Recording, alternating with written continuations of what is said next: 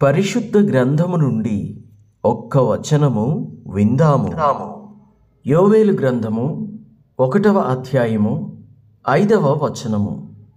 మత్తులారా మేలుకొని కన్నీరు విడువుడి, ద్రాక్షరస పానము చేయువారులారా రోదనము చేయుడి.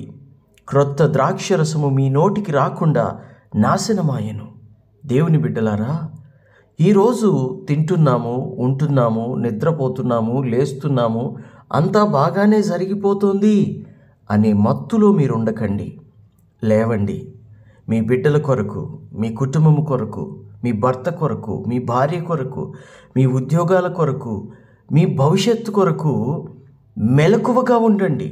అంతేకాకుండా ఆత్మీయ జీవితము సాతాను చేతిలో పడకుండా, సాతాను మనల్ని బంధించకుండా, సాతాను క్రియలు మన జీవితంలోనికి రాకుండా మనము మెలకువ కలిగి ప్రార్థించేవారిగా ఉండాలి.